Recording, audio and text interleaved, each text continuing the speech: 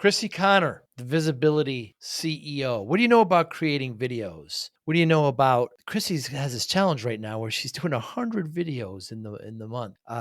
Absolutely, what a goal that is.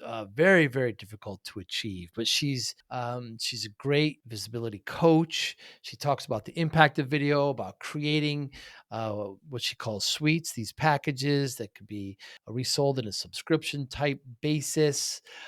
We opened up with travel, which is one of her passions, why she likes it. But she's really disciplined. She gave herself the 365-day uncomfortable action challenge, where every day she did something uncomfortable. I wonder if you could do that. I wonder if I could do that. What makes you uncomfortable, and do it once a day for a year? She's an introvert. She has a great saying that I never quite heard of. Introverts recharge alone, extroverts recharge in public. Never quite heard it broken down like that. But really fascinating take on what she does. Like I said, she's the visibility CEO, and lots of great insights. Her videos are incredible, really insightful, really direct. She's got great camera presence. Just a wonderful conversation with Crissy Conner. Thanks for listening and watching. Hi, I'm Joey Pinz, and here's my 45-second introduction. After starting my business in the 90s, I started developing poor habits of eating in my diet because I was working way too much. Before you know it, I found myself 340 pounds. The doctor told me if I don't lose the weight, I'm not going to see my daughter graduate. Took the next 7 months, lost 130 pounds. People think there's some secret. Ask me, how'd you lose that weight? Like there's some secret. There is no secret. How'd I lose the weight? Just one word: discipline. I've had other successes in life, and I attribute them all to discipline. Now, I'm not the king of discipline, but I believe that it can help all of us. Friends, colleagues convinced me to start a podcast. The podcast mission: how do we better ourselves and society? I talk to interesting people in health, fitness, sport, wellness, business, technology, science, art, and culture. And I eventually ask them how discipline plays a role in their life. Podcast vision: growth through learning from others.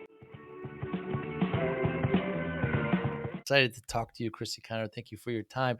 What is it about travel that you like so much? I don't know. I think it's the freedom. Hmm.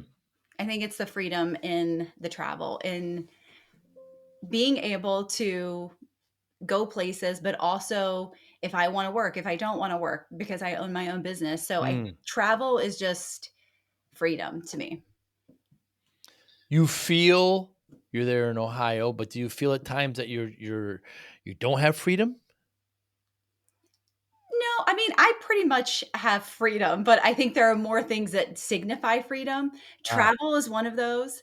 Another is, this is so simple, I guess maybe is the word for it, but like I have a Jeep. So when I take the doors and the top off my Jeep, I feel free, right? There are no constrictions. Like I have no doors. I feel the breeze through my hair. And the other weird thing is, like, one of my favorite places to travel to is Hawaii. I love being in an airplane, which people are probably like, don't give me a 12-hour flight, but I'm like, I'm here for it. So. Do you want to connect with business leaders and engage consumers who take action? The Joey Pinz podcast delivers high-impact conversations to an audience of decision makers, entrepreneurs, and professionals across multiple industries. A fast-growing audience of highly engaged listeners, both B2B and B2C. Millions of listens and views across YouTube, Apple Podcasts, and Spotify. Brands that sponsor us see real engagement, conversations, and brand loyalty. Whether you're looking to sell a service, promote a product, or establish thought leadership, our sponsorships offer premium ad placements, exclusive episode sponsorships, full season branding, and event partnerships. Don't just advertise, become part of the conversation. Visit us at joeypinz.com/sponsor to get started, or email us at sales@joeypinz.com. Joey Pinz Podcast, where thought leaders, brands connect. Is it because you're kind of off the grid a little bit? What is it? The closed quarters, the bad food? Bad food. No bathroom. I mean, not a normal bathroom. I think it's definitely off the grid. And I also love it because it's really hard to multitask on an airplane. You're definitely getting things done, right? Or sleeping, I guess. You're either getting things done or sleeping or reading a book or working on writing a book, for example, or making notes for the next program. So it's always it's not as easily to get distracted on an airplane. So it's fascinating to me that your means to get to travel, which is freedom, you love the freedom, but while you're traveling there, your freedom is restrained a bit and you like that even more. That's very valid. That's very valid to point Hmm. out because I never thought about it like that way. Does aviation interest you? You want to be a pilot? No. Ah, No. I I don't see. wanna bungee jump. I don't wanna do any of those things, but, there's just something about being in an airplane. I don't know. Mm. And nonstop from Ohio to Honolulu, yeah, it's probably a good 12 hours, Yeah, right? there's no nonstop. There's no nonstop. So you gotta go to Los Angeles? It's a layover in Vegas, Ah, Vegas. LA, or Phoenix typically. I see. I see. Yeah, and then away you go. I just came back from a long trip. I was in London and it's 8 hours and yeah, I connected to Wi-Fi, but I got a lot of work done. It is nice. It is Yeah. nice to kind of, you get up and you walk around a bit and yeah, there is certain freedom to that. You committed to 365 days of being uncomfortable with uncomfortable actions. Give me some examples of what those were. Um, some things were just little simple things, like I have a pool, and I just never jump in the pool. Like, I am a on the float girl. I don't jump in. Like, I'm out there to relax, and so, like, jumping in my pool is just, like, a simple thing that some people wouldn't think is uncomfortable, but for me, it was. It goes to Huh. 10.5 feet. And then other things were, gosh, I'm trying to think. Uh what else did I do? I always do live challenges with myself. So getting on video, getting uncomfortable, getting vulnerable, which I think is a lot of times very uncomfortable for people. Mm. Applying for speaking opportunities that I knew would like definitely like create some fear and a challenge. Um, let's see, what else did I do? It was every day for 365 days. Even in simple things like a workout, for example, can I do just one more of every Mm. rep? Can I do just the next set, the next round of weight, whatever that was? Can I walk one more mile? I was really focused on doing one more. I don't know if you've heard of the book. I'm going to forget his name. Is it Ed Milet that talks about the power of one more day or something like Mm. that? But it just like everything, even if it wasn't like necessarily this monumental, uncomfortable thing, but actually going extra is uncomfortable. You know how they say the extra mile is never crowded, right? Hmm. And so when you're willing to do the extra, when you're willing to do one more, when you're willing to even sometimes be consistent with something, and I know your podcast is about discipline, but even Mm. being consistent with things that feel like they're not working for a lot of people are very uncomfortable because they want instant gratification. And so even being so consistent with something that, because I am a big believer that the more consistent we are, the more momentum we create. And a lot of people think that the momentum only comes from the results, but you actually Hmm. create the momentum yourself. So would you plan out these uncomfortable activities or would you just say, "Hey, I've got to do something uncomfortable today. Let's see what it's going to be." I had a whole list. Huh. I like to be prepared and know what I'm going to Yes, you do. do. And then sometimes things just present themselves. It's funny because whenever there's an uncomfortable conversation that needs to happen, right? Like, this is growth. It's going to suck, but it's growth, right? And so we're Hmm. going to happen. So sometimes things get presented to you like that. And it's like, why hide from it? Why run from it? Go head on. And then other things, again, I just had planned out. Like, I knew like taking a cold shower. Mm. Like, I knew I was going to do that. Didn't know Mm. when I was going to do that. And then like there were a couple days like I would time myself like 3 minutes in a cold shower, 5 minutes in a cold shower. I think I got to 7 minutes in a cold Wow. shower. And again, just these things are all, by the way, proven to be great for you if you can do them. But it was just, yeah, putting myself out there, making it as uncomfortable as possible. But it's crazy because I mean, obviously there are still things that scare me. There are still things that I'm fearful of, but I feel like my tolerance is so much higher than it used to be. Hmm. Getting comfortable with being uncomfortable is not easy. No, not at all. Yeah, and I try to think now, I have a list of things that I do every day, and I wonder if I were to add to that list, do something that's uncomfortable.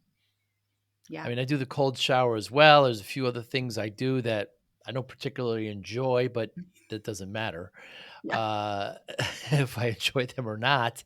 Uh, but yeah, that's really cool. So, was it like a New Year's resolution where I'm going to start January 1, or you just said, "Hey, one day I'm going to do it for the whole year, every day"? Actually, it was on June 17th. Whoa. I will never forget the day. I listened to this podcast by Rob Dial, and he was talking about challenging yourself to do something uncomfortable every single day. Huh. And I was like, I was on a walk and I was like, okay, wait a minute. I have to listen to this again. And then I think I sent it to every single client that I had. Mm. And I listened to it probably 3 to 5 times. I just kept replaying it because I was like so fascinated by it. And I said, okay, I'm starting today. I mean, I'll never forget that day because it changed, it changed my life. I Mm. think a lot of times people think things like a podcast can't change your life. But I Hmm. mean, if you're willing to start taking action right there in that moment, it absolutely can. So do you still that exercise, that journey, that 360, that's expired at this point, correct? Oh, yeah. Yeah. Yeah, and so do you think about it? Hey, this is something that's uncomfortable. What have you learned from it? I still do uncomfortable things and I Yeah. still set my up with I'm in a challenge right now that I'm doing with myself. These are the things that I do. If I rolled my eyes, that's because it's part of who I am. Hmm. But I noticed, especially in business. So I don't know if you've ever heard the quote, your business will never grow past you. And Mm. so therefore, when I get comfortable, my results in my business get comfortable, Hmm. meaning they're not extraordinary, meaning that they're not fantastic. They're just comfortable, right? Mm. And so whenever I notice that I'm feeling stagnant, whenever I notice I'm feeling like, we all have that feeling sometimes, oh, it's kind of feeling like Groundhog Day around here, right? I will do something insane. Back in November, I was feeling that way. And I said, I'm going to put on an event in 10 days. And if nobody shows up, that's fine. It's very uncomfortable, but I'm going to throw it together Hmm. and we're just going to see what happens. I already had a event space because I had my inner circle there and it just lit this fire in me. And then it's almost like you say yes to the challenge, you go do it, you don't die, right? You don't die. Good. And then it creates this momentum that, okay, I didn't die. That was amazing. It turned out way better than I thought it was going to turn out.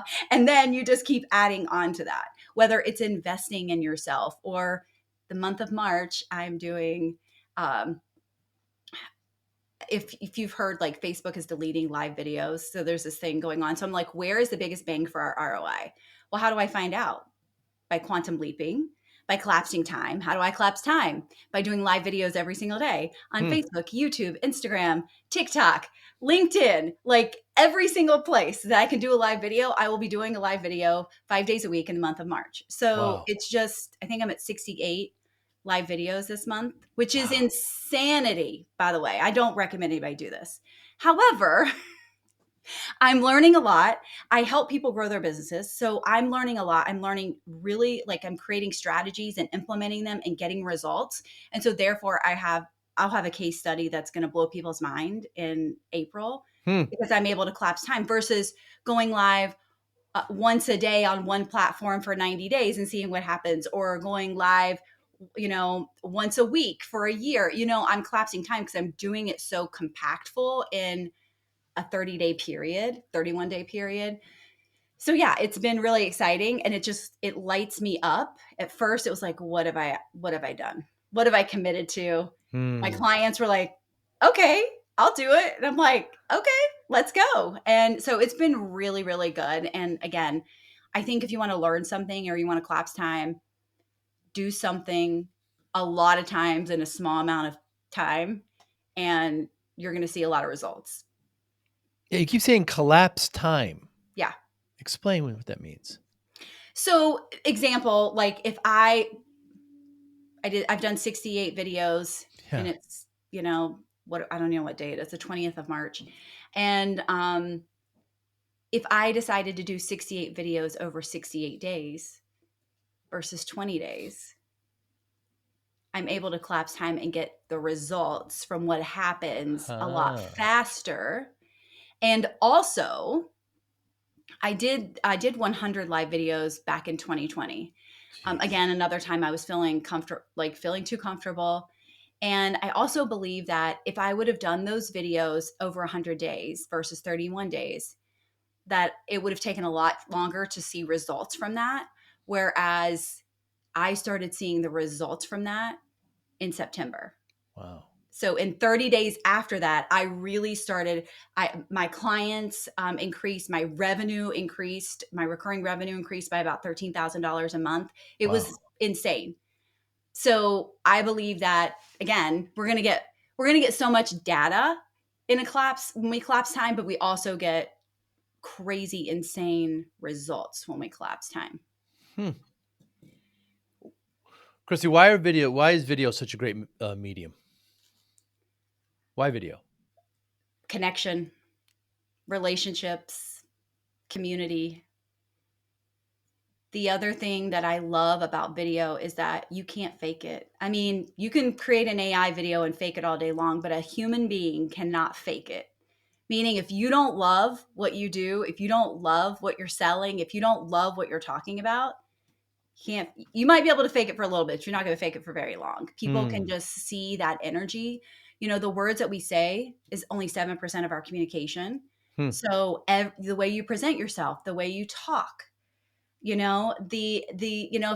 I'm doing this podcast interview with my arms crossed, it's going to be way less exciting than if I'm moving my hands and I'm more animated and into it. And I tell my clients this all the time. Video can project your conviction and your passion Hmm. much faster than a written post or a carousel. And so this is why I Hmm. have I'm passionate and convicted about face to cam video. I love reels. I love trends. I love all those things. But when my face is on camera and you feel like I'm talking directly to you, it's a game changer. Hmm. Yeah, you're really good at it, Christy. I don't have the skill of being able to talk on a subject just like kind of in that monologue fashion that you do. When you do it, you're very compelling. It's hard to pause, hard to stop, hard to move away. You're really, really good at it. How many videos have you think you've done? Oh, Thousands, tens of well, thousands. I mean, easily. Yeah. Yeah. Yeah. I'm waiting for Facebook to send me the deleted videos because I've started on video in 2016. So Wow. I'm just like waiting for them to send me how many they're going to delete because you can download them. But I'm like, I really want to know this number. But I did some math in 2023 or 2022. I can't remember. I did some math because they say you're an expert when you hit the 10,000 hour mark. And I was like, I'm well over 10,000 hours on Mm. video. Even doing short videos, I'm well over 10,000 hours. Yeah, that is true. I remember hearing about that. When you do something for 10,000 hours, yeah, you're an expert. Yeah. What's the challenge of being an introvert? There While are you lots of sighed. challenges of being an introvert. I mean, for me, never I never wanted to be the center of attention. So when Hmm. I first started my business, I was a social media strategist. And so I helped other people get visible. I helped other people look really good, right? I wanted to be the behind the scenes girl. Matter of fact, I owned a business with a friend in 2012. And it's the business I say I learned how to do everything wrong in. And she was always trying to get us. It's like she submitted us to Shark Tank. She submitted us to magazines. We were on the local news station. And I remember praying to God for us not to get selected. Wow. That I was fine making no money and I was fine in my little comfort bubble. And so it's interesting because I used to say, going back to that uncomfortable thing, I used to say that video changed my life, but video changed my business. Getting uncomfortable changed my life. But it's really one of those things where, as an introvert, my mess became my message. The thing I was most afraid of became the thing that I teach other people how to do now, just on a different level. I swore I would never public speak. I remember like having to get up and speak, like just at like a little event, or even I remember at my son's football banquet, and I couldn't talk. Like I was so um tripping over my words, stuttering. Literally, when everybody was staring at me, I couldn't even like think. It was like my brain wasn't working because everybody was staring at me, and I was like, I don't even know what to say. Hmm. Um and now it's like, give me a stage and I'm going to own it. But Wow. don't put me in a networking event where I don't know anybody, because I'm going to be over in the corner. I'm going to find one person to talk to. I'm not the life of the party unless I am Hmm. there to be the speaker of the party. The term ambivert. Yeah. Are you familiar? Yeah. You think that's you? I think a lot of people say that. And I think and I don't know if you've ever heard this definition of an introvert, but extroverts, this is what I've heard, is extroverts actually recharge when they're around people. Hmm. Introverts recharge when they're alone. And Hmm. I am obsessed with my alone time. I love people. I love people, but even like when I'm hosting a conference or speaking at a conference, even if it's close to my house and I have to be there several days, I will get a hotel room because I need alone time. I don't want to come Hmm. home. I love my family, but I don't want to talk. I really just want to go in my hole and recharge before I go out and with other people. And Wow. even my inner circle, I attract a lot of introverts. So we just went to Orlando, and my goal was everybody gets their own bedroom.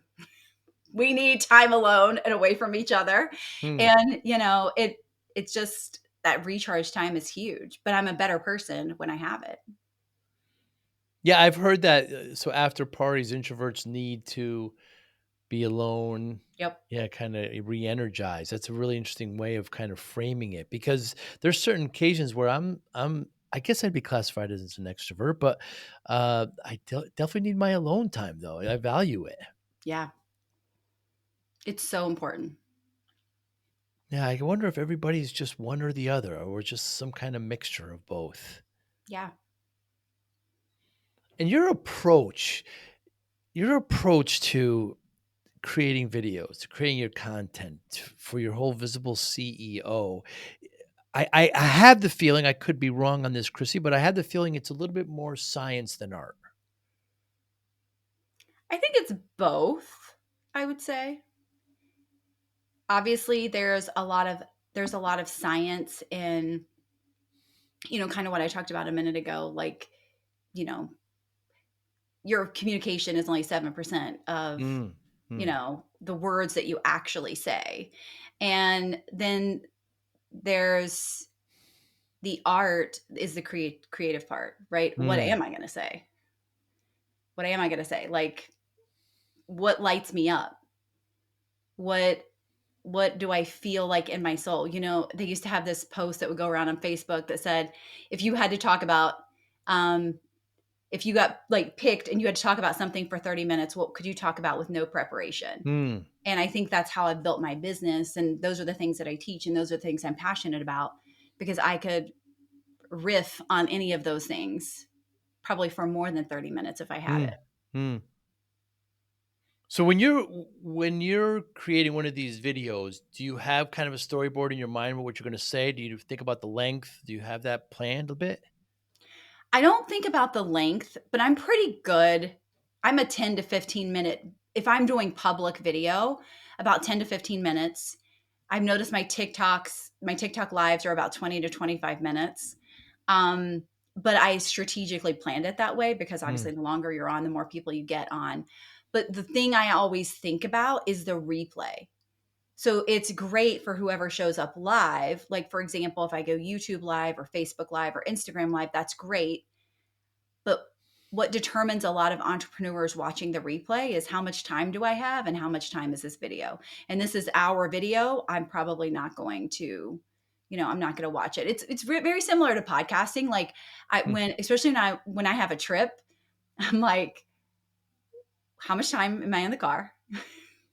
What can I listen to in that amount of time? Right. Am I listening to 3 20-minute videos, or am I listening to an hour video or audio? So I think it's always just knowing your audience and what their capacity is.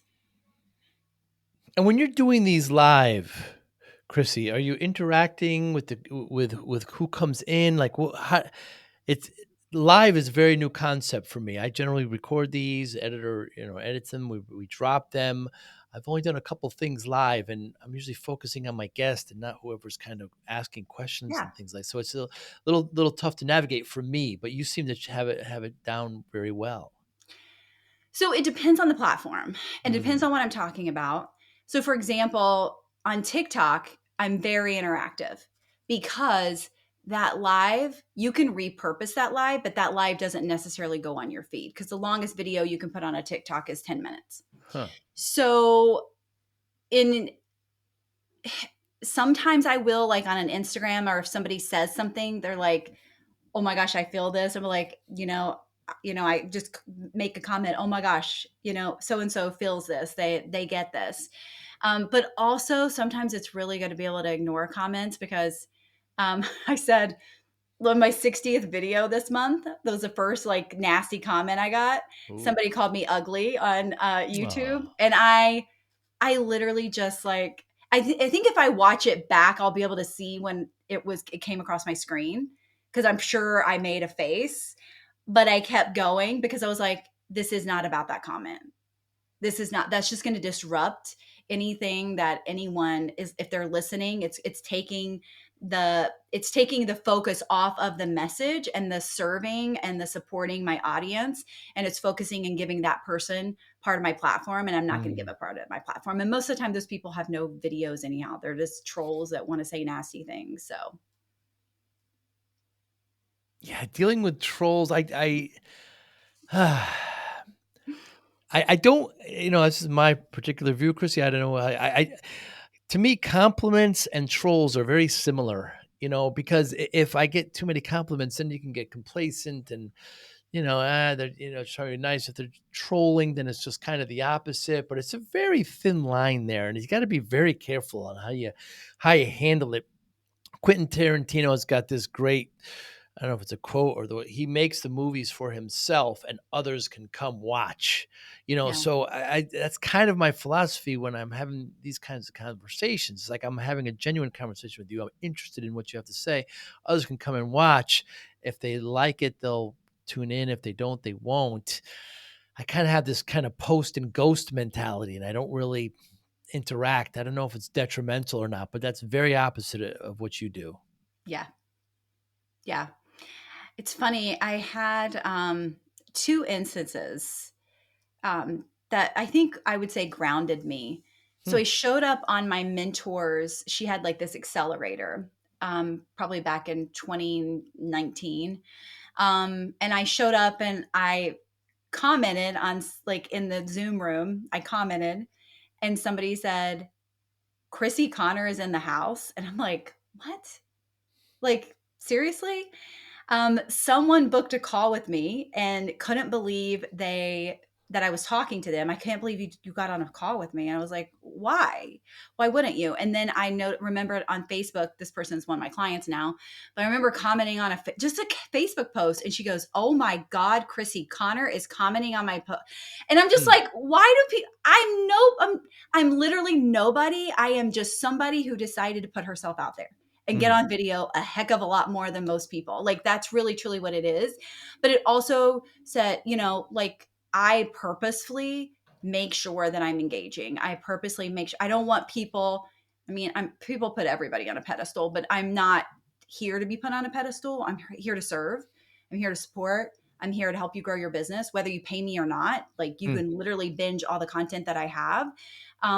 But it was just this period. It was really eye opening. Obviously, it was mostly before 2020, when I used to say, I felt like everybody was on video before 2020. Then Mm. after 2020 happened, everybody really Yeah. did get on video. And so it's been very, very eye opening on how people perceive you. Because a lot of people are not willing to put themselves out there and put themselves on video. And so they build this, what we like to call a parasocial relationship. And if you even remember, like, even when we were younger, I don't know how old you are, I'm not asking, but like magazines and fall out, we fell in love with boy bands, or at least as girls we did. And we felt like we knew all these celebrities, and it's very parasocial. The same thing happens today, just like all the influencers, people feel like they know these people because they're putting their lives online, but they've Mm. never actually met you.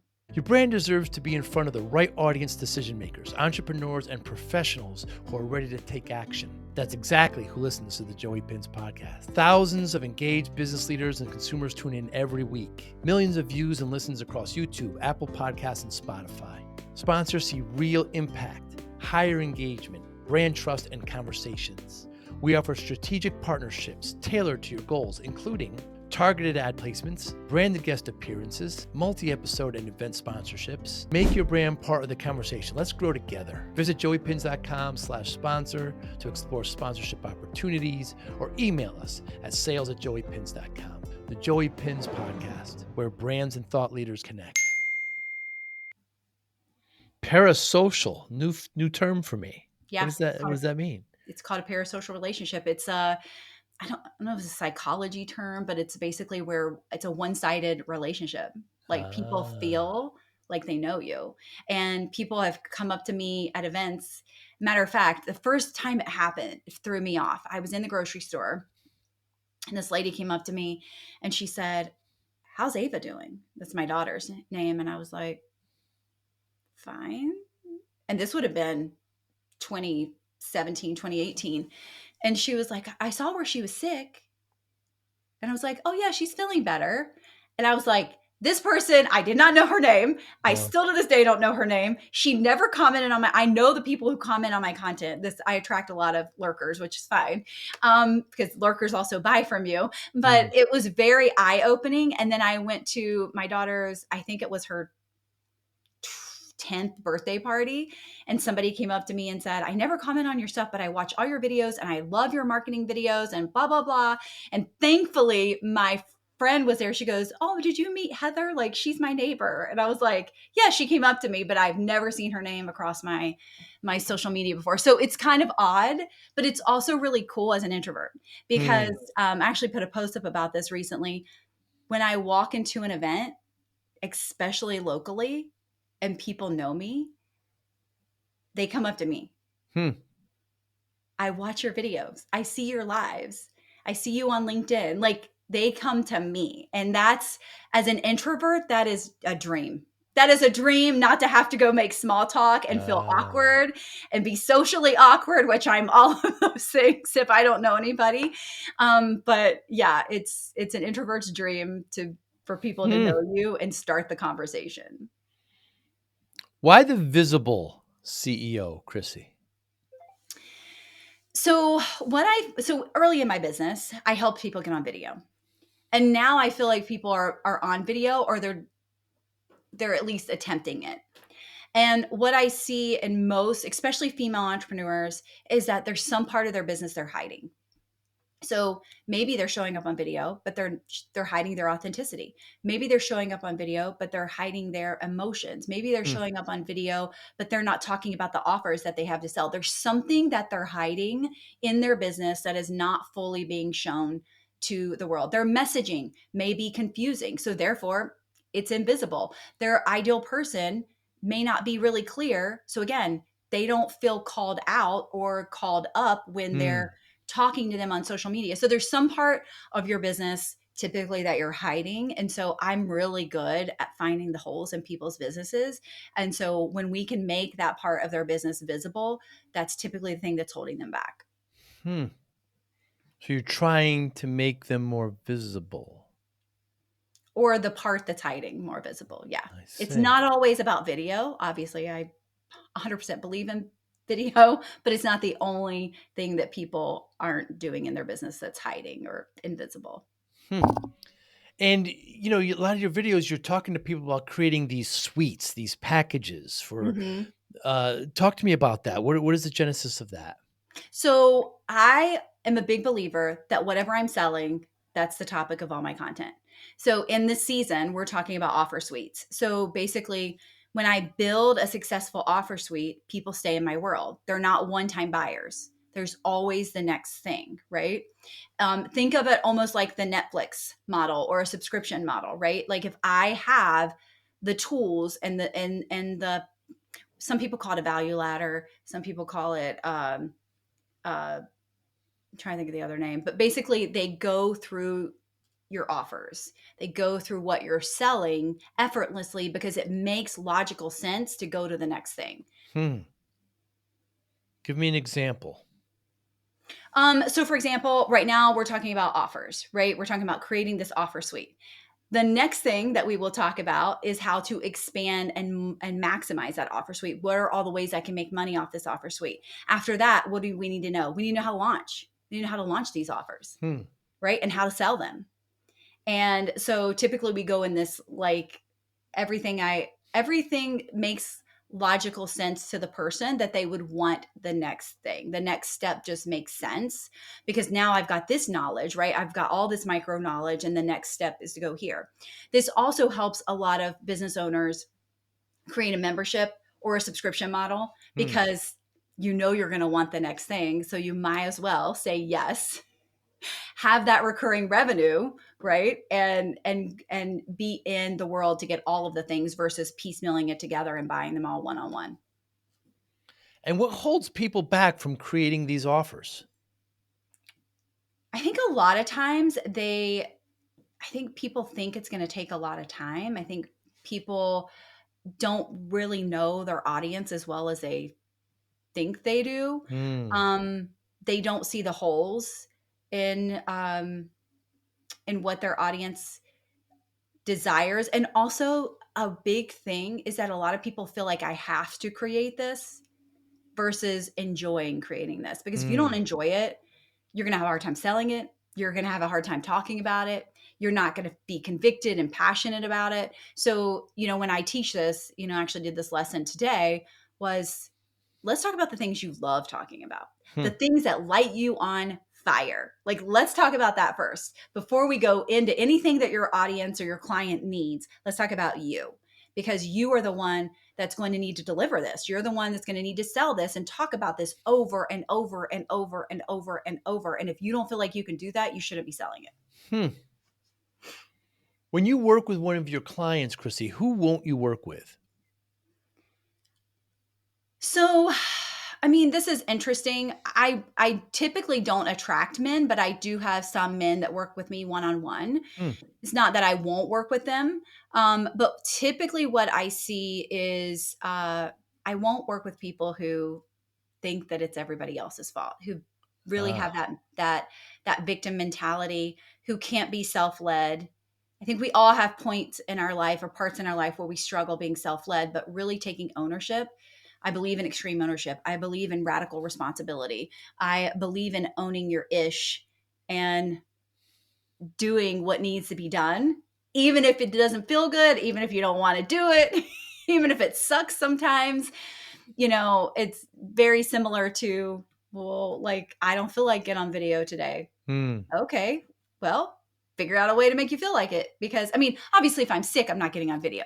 But, like, if I just don't feel like it, there's how many times do we not feel like doing something? All the Yeah. time. Nobody, like you said, you probably doing the cold showers. You don't feel like doing those, right? But the benefits outweigh how you feel about it. And so, really just taking ownership and doing it and knowing that that's the path, and it's not always glamorous and it sucks in the behind the scenes a lot, but that's the life of an entrepreneur and a business owner. It certainly is. But how do you it's hard to discover somebody who's kind of in that victim mentality in the beginning, right? It's hard Yeah. to kind of disqualify somebody. Yeah. Yeah. And there's, I have levels of programming, which is levels of proximity. So Hmm. if I'm just teaching them, they can have whatever mentality they want, right? They're probably not going to get invited to my higher, closer proximity offers because it's just not going to be a match. Um, so I'm trying to see here. People that actually have no desire to ever get on video, also probably not my people. Hmm. Video is, it's interesting. I do every one of these podcasts. We've done over 600 now. We've, all video, but the latest thing that we've incorporated is 360 video. Okay. And what's the challenge there is, you're in front of me now, Chrissy, and I have a green screen. I have to kind of make sure everything goes. With 360 video, now I have to clean the whole office. Now it's much more encompassing. So it's a different level of video. Do you ever see yourself moving there? I mean, there is this, I call this being overproduced. Hmm. I'm not saying you're overproduced, but I'm just saying, like, I never want to put myself that I don't feel real. Hmm. I think that's why I love live video, because Hmm. I'm going to mess up. I'm going to say, I'm going to, like, my dog's going to bark sometimes. My internet's going to go out. Like, things happen. Sometimes my husband walks in my office and he's just staring at me and is the most awkward thing ever, especially on a live video, and trying to ignore him and, like, versus saying, hold on, audience, honey, what can I do for you? Right? Like, I literally ignore him because he knows. He can stand there all he wants. I'm going to keep going. It's awkward for me, but I'm going to keep going. So I do love the aspect of imperfection, because a lot of people don't get on video. They don't do the thing that their heart really desires because it's not perfect enough. And no one connects with perfection. They just don't. And I'm a big believer that there's a quote that I love saying, that imperfect action is always better than perfect inaction. Hmm. So I guess where I'm leaning toward, leaning with the 360 thing is, so the Oculus, and there's plenty of those 360 goggles on, where Yeah. it's a bit more immersive video experience. Do you see, video and technology moving in that particular direction, or do you think it'll kind of stay in this two-dimensional video for a while? I mean, I think it will, and I think we're already seeing it some with even AI. I don't know how the, I don't want to say average, but Hmm. the everyday creator will go towards that. I know everything, you got to look at the TikTok algorithm. You got to look at, like, people who use Snapchat. Everything is being gamified to a degree, right? Yeah. Because what does Yeah. gamification do? It keeps you there. That's why I work out, because I can check off a box and it shows me my streak. That's why I read my Kindle every day, because I'm on a 48-week streak of reading it. And so I think when gamification comes into play, I mean, I think I can see it going there to a degree. I mean, I don't see it in the near future for me.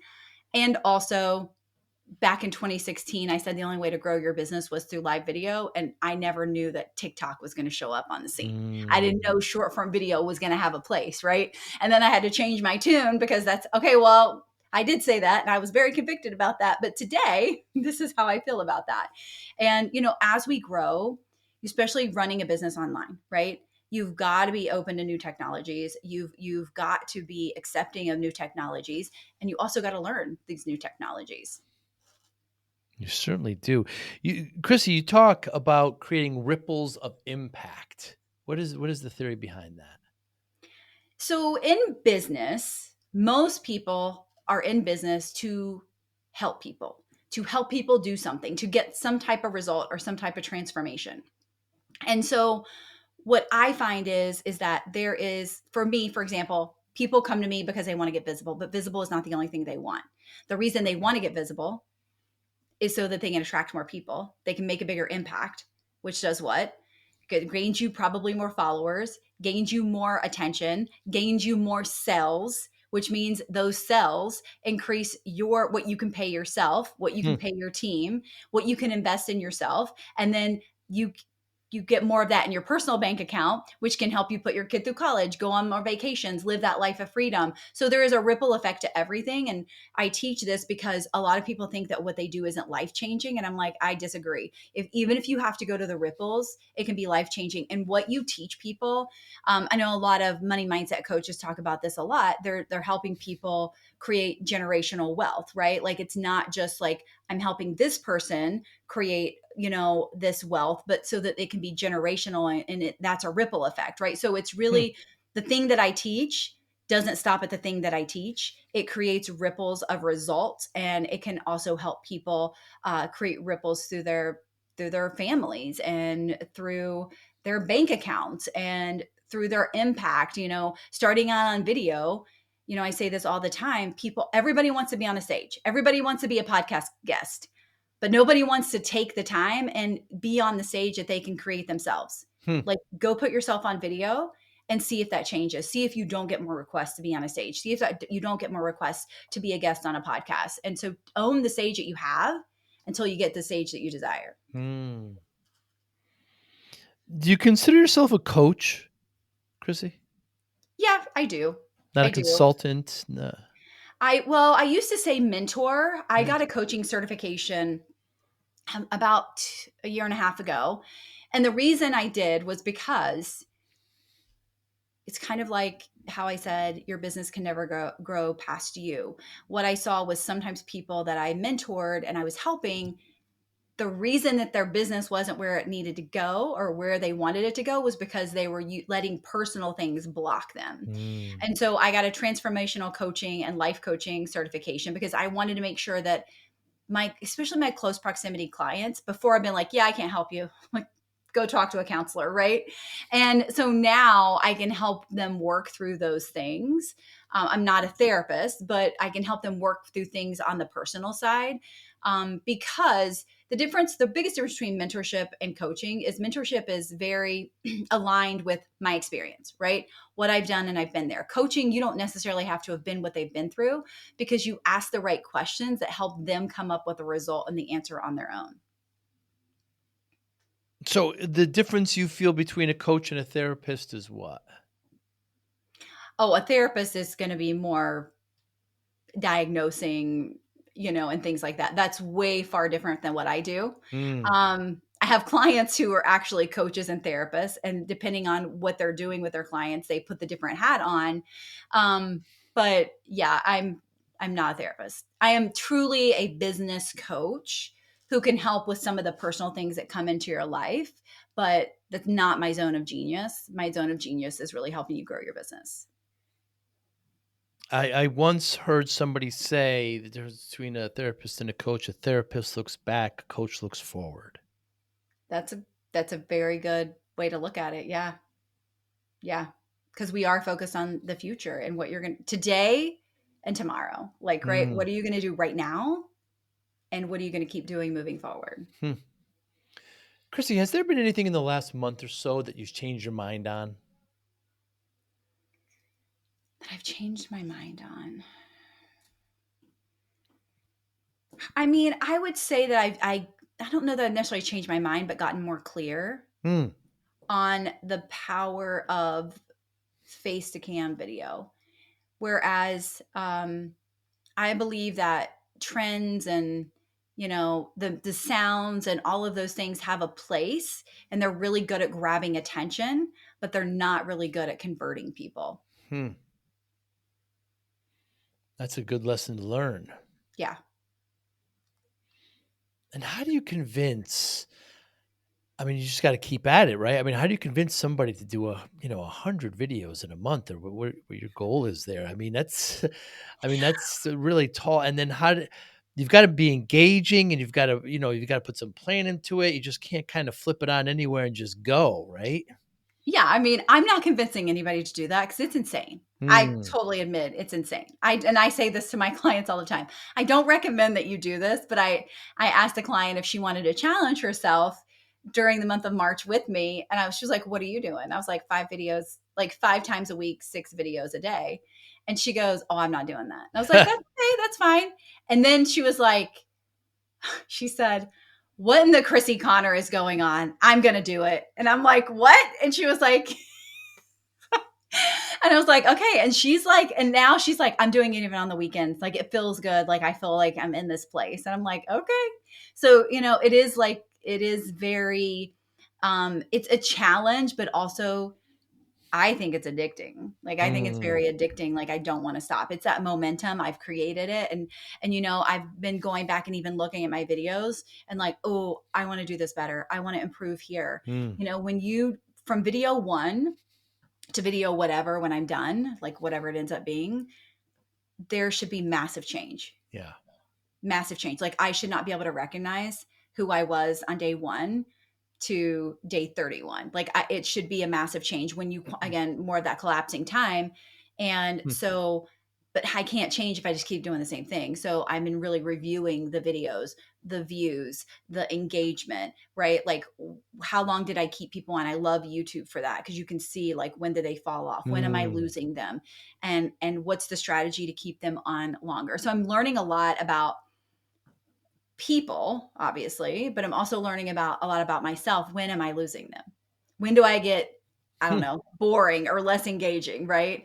And so that's been really helpful too. Quality matters, right? Like I'm noticing when people go live directly to Facebook, the quality is awful.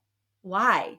Why are they doing that to their videos? People are Hmm. not going to want to create videos because the quality is awful. But I use StreamYard, and so StreamYard has really good quality. It keeps a copy for you in the cloud, you know? So even if the video on the platform looks awful, you still have the nice quality in the cloud. So so many things, so many things, working on hooks, working on a new strategy for TikTok lives to keep people on, to get people to come into the live, to get people to engage. And so it's just been very fascinating. But again, I have a whole purpose, and I call myself, you know, I used to call myself the visibility queen. Now I'm the visible CEO. But the reason that I do these things is I'm also doing it because it's market research and I can help my clients be better. Not Hmm. that they need to do this too, but let's maximize every piece of video content you put out and let me show you how to do that. Hmm. Chrissy, I can't stand watching myself or even listening to myself. How do you get over that, huh? I do some kind of squinting thing. It makes my skin crawl. I can't watch. But you say you go right through them. You watch them all, huh? Yeah. Yeah, I learn a lot. So this is interesting because I used to hate the way I sounded. I Yeah. hated the way that I sounded. And I was listening to a coach once, and she said, typically, especially as women, we get squeaky. Hmm. We get really squeaky when we're nervous, when we're not 100% convicted in our message.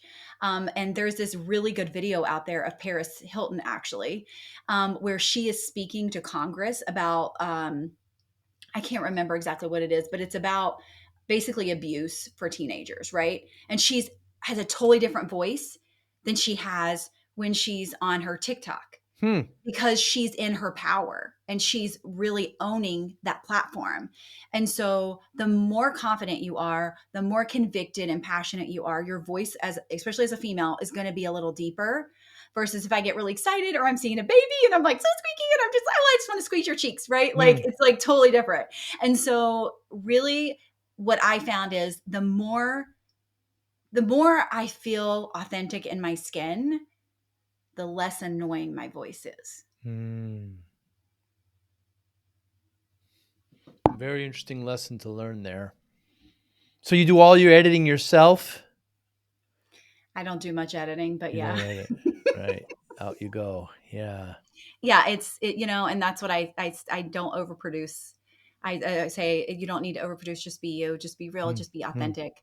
Like, obviously my background's kind of cool. I changed the background. I have like 4 different walls in my office, so I always have a pattern interrupt and I'm not in front of the same wall all the time. But that's about the extent to my producing. I can do some minor edits for short form video. I can add captions, I can do things like that, but it's not going to be a lot of production for sure. Hmm.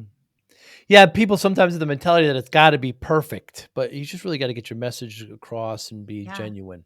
Yeah, absolutely. So, Chrissy, I'm in the tech industry. I started my business in the '90s, was working, way too hard and, putting my health in the back seat. And, I'm at the doctor's office and she tells me that I'm at 340 pounds and my daughter was just born. She says, if you don't lose this weight, you're not going to see your daughter graduate, so it scared the life out of me and spent the next 6, 7 months, lost about 130 pounds. And, You can't look at it as a finishing line. It's, lifelong changes. So when I tell this story, people say, "What's your secret?" And you alluded to it before. I say there's no secret. It's discipline. That's how I have motivation, Yeah. focus, routine, etc. How does discipline play a role in your life, Crissy Connors?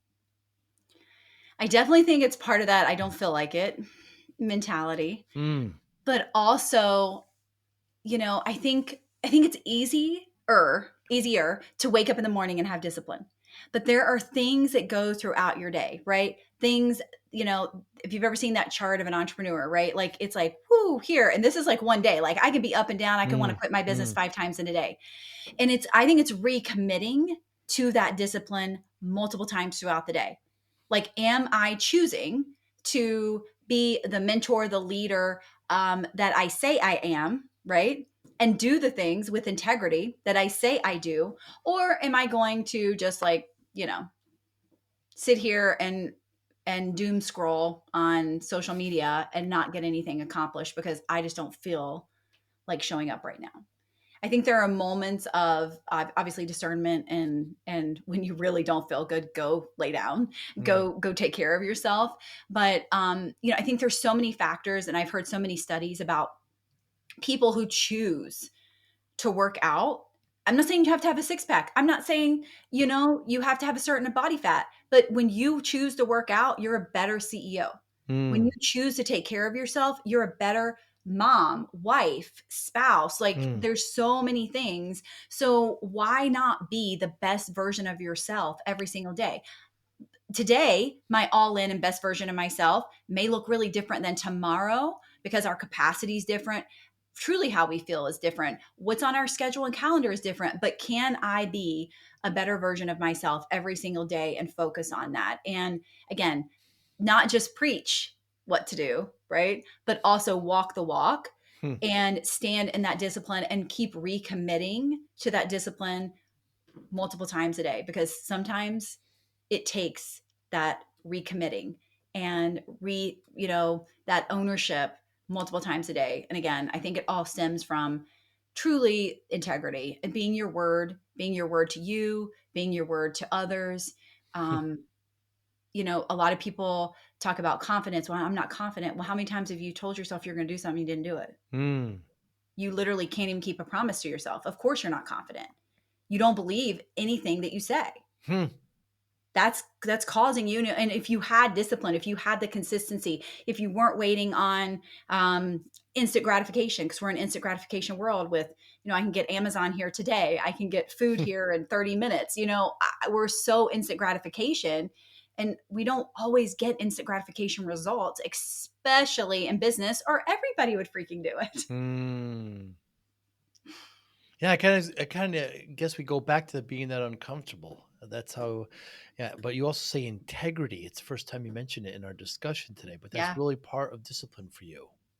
Yeah. I mean, I'm not here to say go do this and I'm not going to do that. You know what I mean? Like I Mm, think you should go do this, but I'm back here hiding, right? You should get visible, but I'm just going to like step back and hide and not show up because I feel like that's not being in full integrity.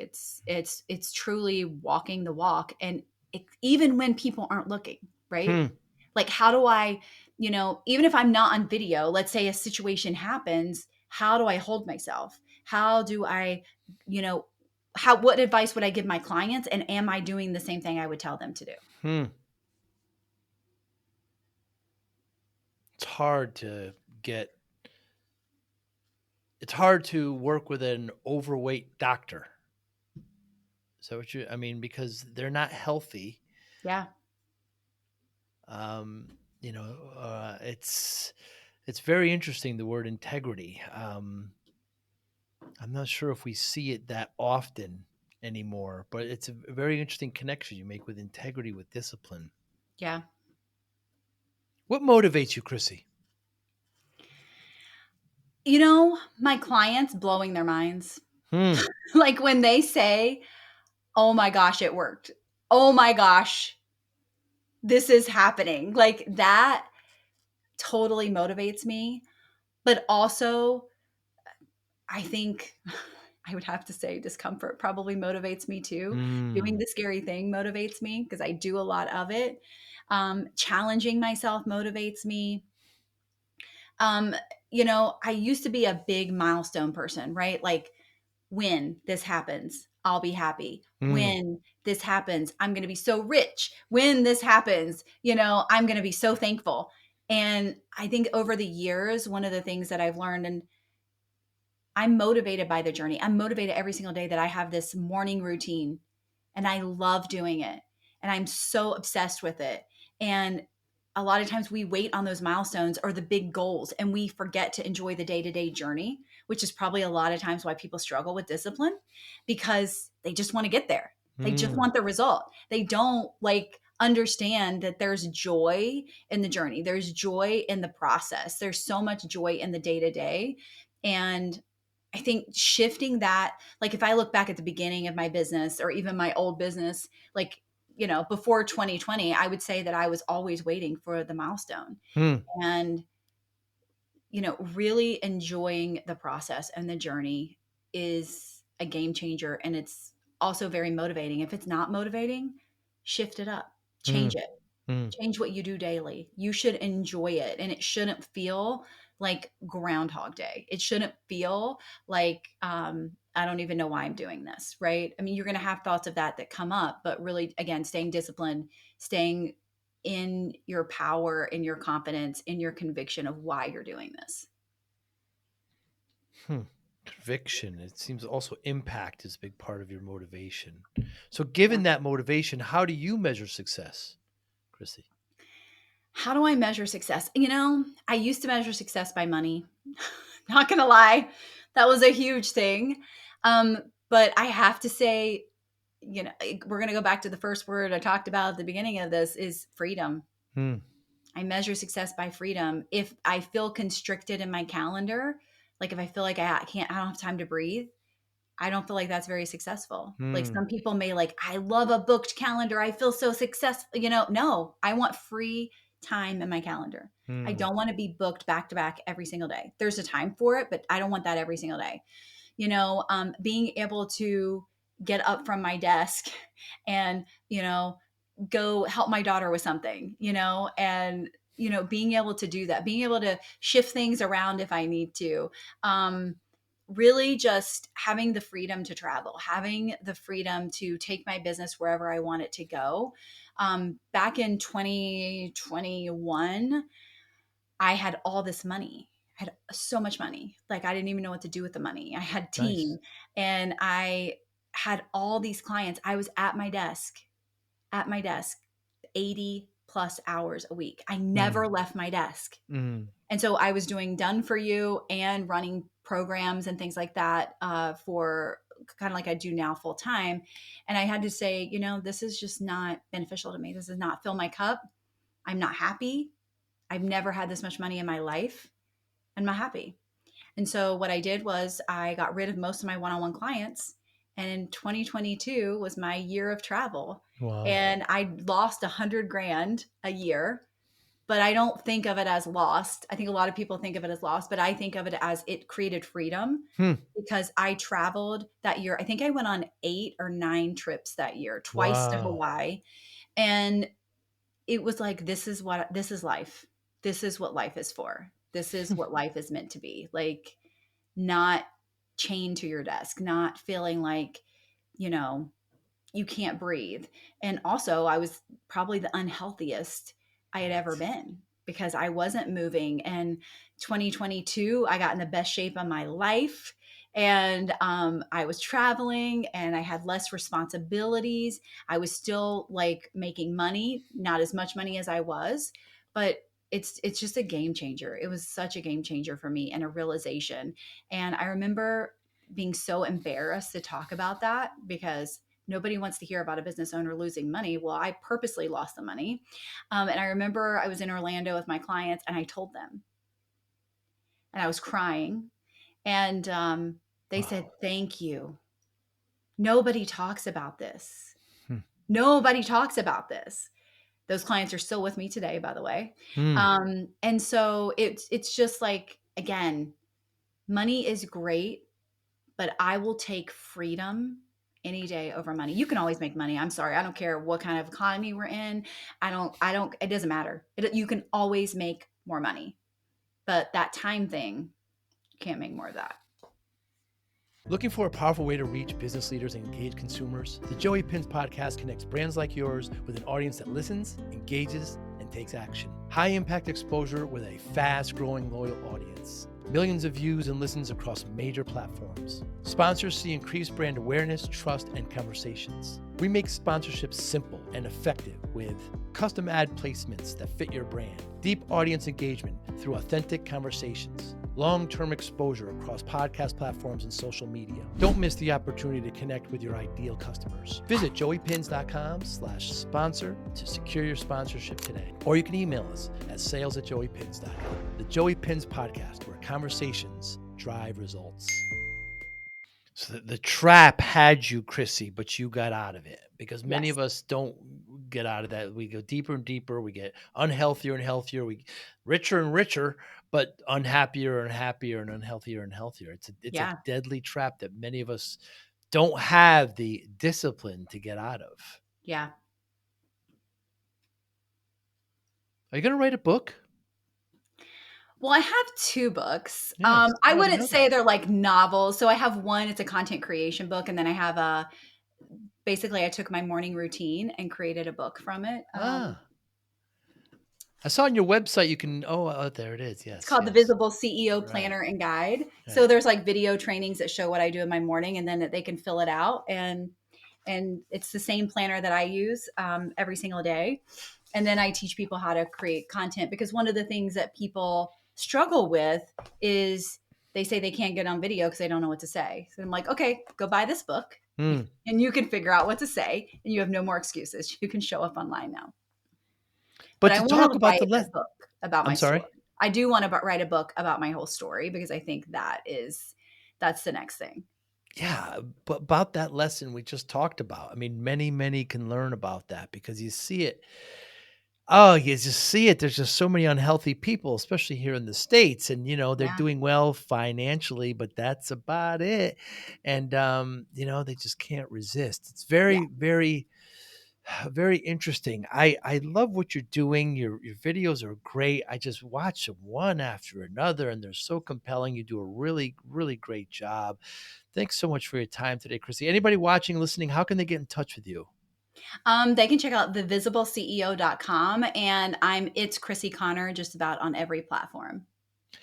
Crissy Connor, Conner. I said Chrissy Connors at one point. It's Crissy Conner. It's singular.